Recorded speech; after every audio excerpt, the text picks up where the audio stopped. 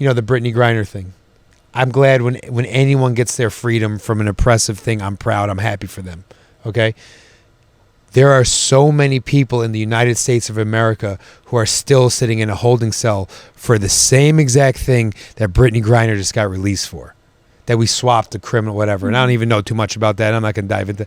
But like, don't get all hyped up that one person got liberated from evil Russia for breaking Russian laws. Yeah. Because there's people in America right now sitting in a fucking holding cell right now getting fucked and like beat up for the same exact thing.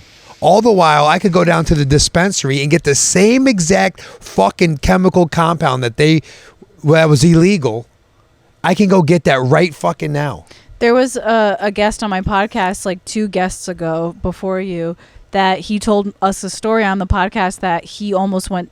He was sentenced to prison for 5 years, like 4 or 5 years, because of drugs. Like he wasn't even a drug dealer. Like it was like he was found like smoking weed. They found weed, yeah.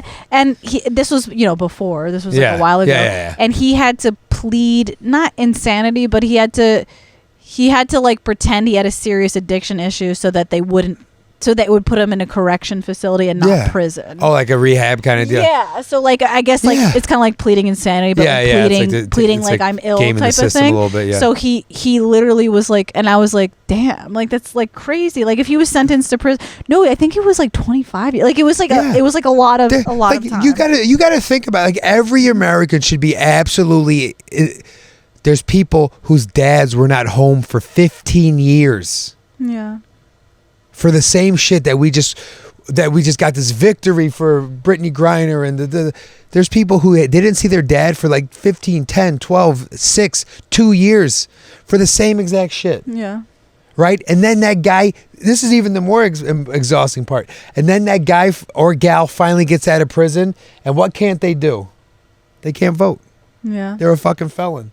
So now they have no voice going forward. So everyone who thinks that was a beautiful thing, yes, it was a beautiful thing because we liberated someone who was in fucking prison. And then the question is like, how do we even help? Like, let him out.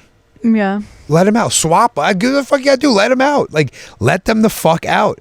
There's people go to Rikers Island and they die. How do we as citizens convince them to be let out? Like that's what I'm getting at. Is like how do we? Good luck. You think a politician's gonna listen to it? Yeah, I know. You think politicians? I don't know. I think that's like one of the reasons why I've always kind of like been the monk, I guess you could say, with politics and like just played dumb. Like I don't want, because like when it comes down to it, I'm like, how do I even help? Like my voice. Is that how you help? Just speak out. Who's listening to you? Who is listening? Exactly. Like so it's like who was listening? Like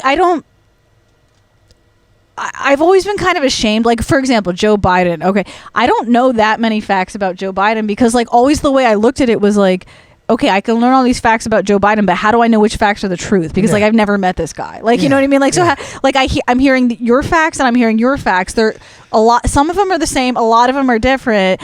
I don't know this guy. So I feel like the problem that I've always had with politics is I feel like it's so out of my control. And again, that could be like a selfish monk way to look at it. I get what you're. I feel like I don't know what to do. I literally don't know what to do to help. Yeah. And again, we were talking about this with my other podcast guest, the one who almost got sentenced to prison. We were talking about like what you could do is help what's in front of you. So like I don't know what I could help, but I could help the issues that I see in front of me in my life. That would be the best that you could do.